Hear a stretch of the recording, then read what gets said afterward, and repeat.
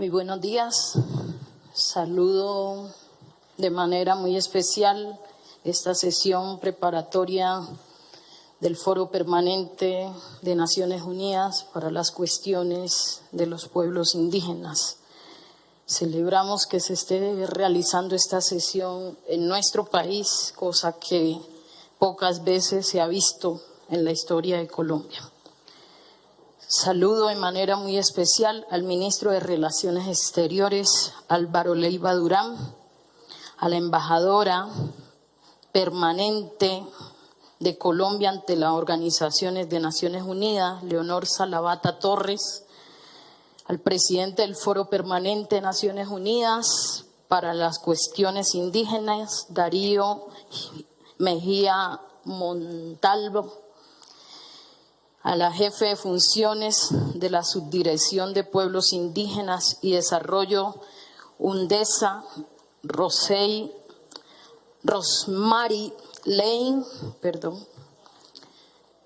a la jefe adjunto de la Misión de Verificación de las Organizaciones de Naciones Unidas, Raúl Rosendo, al jefe de la Oficina de Naciones Unidas para la Coordinación de Asuntos Humanitarios de OCHA, Claudia Rodríguez, al presidente en Colombia de la Alta Comisionada de Naciones Unidas para los Derechos Humanos, Juliet de Riveros. Saludo también al director de Asuntos Indígenas, RON y Minorías, Germán Carlos Sama López. Coordinador residente de Naciones Unidas, Mariel Villar Forner. A los congresistas, Marta Peralta, senadora de la República, Polibio Rosales, senador de la República, Hermes Evelio Pete Vivas, representante de la Cámara, Norman David Bañol, representante a la Cámara. Saludo también al secretario técnico indígena de la Mesa Permanente de Concertación, Paulo Estada Añocasí. A Richard Moreno, asesor de la Vicepresidencia para la implementación del capítulo étnico para la paz, a los líderes, lideresas de los pueblos indígenas aquí presentes, a todos los miembros del Foro Permanente de Naciones Unidas, a mi compañero Yernay Peinillo Jocoró, a los medios de comunicación aquí presentes y, por supuesto, magistrados y magistradas de la Jurisdicción Especial para la Paz que están aquí presentes. Disculpe. Quería hacer un discurso ya escrito, sin embargo decidí hablar desde mis propias palabras. Y lo primero que tengo que decir es que nos agrada que hoy estén tantos pueblos indígenas de todo el mundo aquí presente en Colombia, en este espacio que parece chico, pero que tiene una historia, ¿sí? Una historia que tiene que ver con la historia de los pueblos indígenas y, por supuesto, con la historia de los pueblos afrodescendientes. Aquí tenemos un cuadro, ¿sí?, de Simón Bolívar, que es parte de esa historia que ha atravesado nuestras vidas. No, una historia colonial, una historia de esclavitud, una historia de exclusión, una historia de marginalidad, pero en contraprestación también una historia de resistencia, una historia de lucha por la vida, una historia de lucha por la paz. Yo soy una mujer que me autorreconozco como parte de pueblos ancestrales afrodescendientes. Y aunque mi color de piel no es igual al color de piel de los pueblos indígenas, sí tenemos una historia de lucha en común, ¿sí? Yo aprendí en el Cauca, en las montañas del Cauca, que no fue posible la libertad en esta Abya Yala sin la lucha conjunta de los pueblos. Si los pueblos indígenas y negros o afrodescendientes no se articulan, no rompemos el sistema colonial y esclavista en su momento. Y ese es un legado de resistencia histórica que nos dejaron nuestros ancestros y ancestras.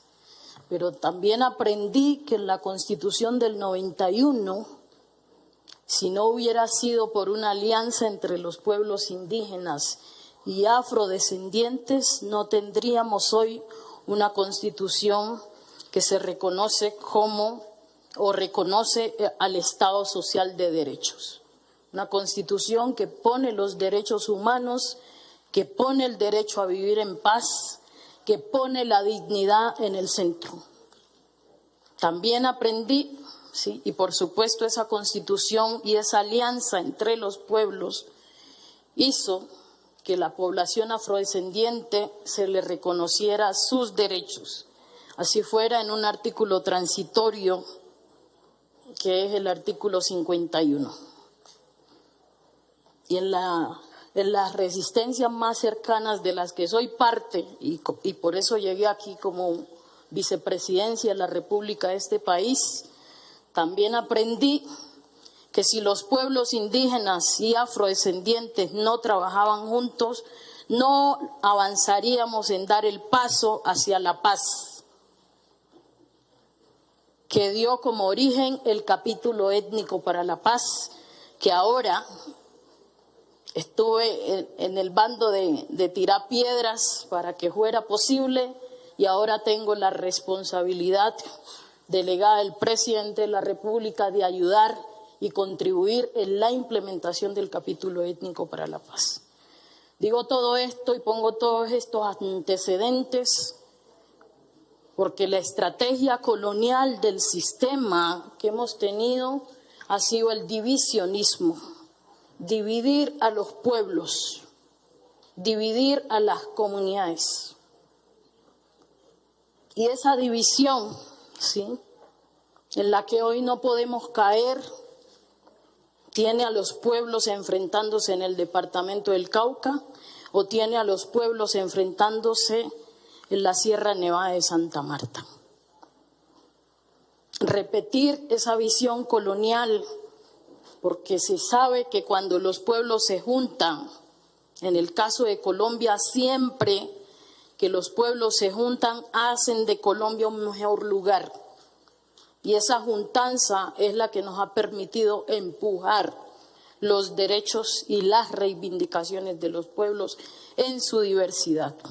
En ese sentido, hoy la humanidad afronta desafíos, como ya lo decía el presidente del Consejo de los Pueblos, desafíos enormes que ponen en crisis el planeta.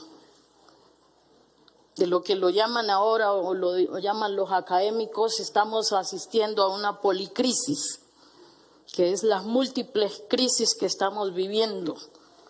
La crisis planetaria en términos del cambio climático, la crisis en términos de la salud, y la pandemia así lo demostró, la crisis de las guerras que se siguen infundando y que se hacen el esfuerzo por sostener guerras y conflictos que al final solo afectan a la humanidad y al planeta.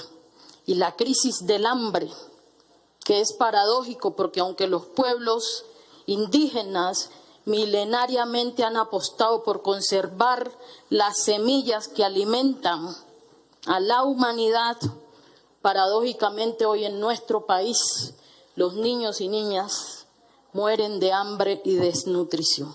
Y esos niños que mueren de hambre y de desnutrición pertenecen a los pueblos étnicos de Colombia. Frente a esas realidades, siempre hemos tenido saberes que nos han ayudado y que nos han guiado en cómo orientar o reorientar a nuestra sociedad y a la humanidad. Es cierto, como lo decían aquí, no es posible hacer la paz si los pueblos originarios, si los pueblos étnicos que han estado en medio del conflicto armado construyendo paz. No es posible enfrentar los desafíos del cambio climático sin los saberes ancestrales y tradicionales de los pueblos étnicos en el mundo. No es posible enfrentar la crisis del hambre sin las semillas tradicionales que se han conservado de manera milenaria en los pueblos. No es con las semillas transgénicas manipuladas genéticamente que vamos a lograr las transformaciones y parar el hambre que hoy enfrenta la humanidad. No vamos a enfrentar la crisis a la salud sin los saberes de nuestras mayoras, de nuestros mayores indígenas o de pueblos étnicos, que en últimas han sido los saberes que nos han permitido enfrentar pandemias como la que acabamos de pasar o la que estamos viviendo, la pandemia del COVID-19. En los pueblos se enfrentó con la sabiduría, con las medicinas tradicionales originarias. Yo creo que ahí hay unas experiencias, ahí hay unas sabidurías, ahí hay unas guías, ¿sí? Unas luces que nos indican como humanidad el camino que debemos retomar. ¿Sí? Retomar el rumbo es parte de los desafíos que hoy tenemos. Como gobierno nacional entendemos, y así lo entiende el presidente y así lo entiendo yo, esto solo es estar gobernando a Colombia, no es el fin, es un medio. Es un medio para generar otras condiciones y otras posibilidades que nos permitan garantizar los derechos de manera integral. Hay un compromiso absoluto, tanto del presidente Gustavo Petro como mío, en el logro de la paz total.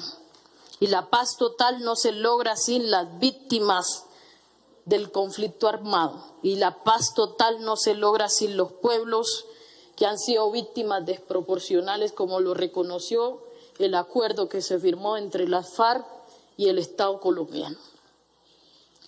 Yo creo que esas alianzas, y es mi propuesta aquí, lo que propongo al Foro Permanente de los Pueblos es la articulación y el esfuerzo entre los pueblos étnicos para guiar, ¿sí?, los desafíos de este país, pero para guiar los desafíos que hoy enfrenta la humanidad. Yo creo que el Foro Permanente de Pueblos Indígenas y el Foro Permanente de Pueblos Afrodescendientes debería estar trabajando de manera articulada para enfrentar los desafíos que tenemos. Es cierto, como lo decía el presidente, yo creo que hay que hacer una revisión, ¿sí?, transparente y honesta de cómo funciona el sistema de Naciones Unidas. Porque quienes están decidiendo no son los pueblos, quienes están decidiendo son las potencias que han impulsado un modelo hegemónico de desarrollo que hoy tiene a toda la humanidad, que hoy tiene al planeta en la crisis que estamos afrontando. Miremos el Consejo de Seguridad de Naciones Unidas. Hoy se discute entre si la seguridad significa seguir militarizando la vida o tendremos que pensar si la seguridad hoy implica cambiar las reglas y poner la vida en el centro de una alianza por el cuidado global. Ese es el desafío que tenemos. Pero hemos asistido a una militarización de la vida que se define en estos espacios.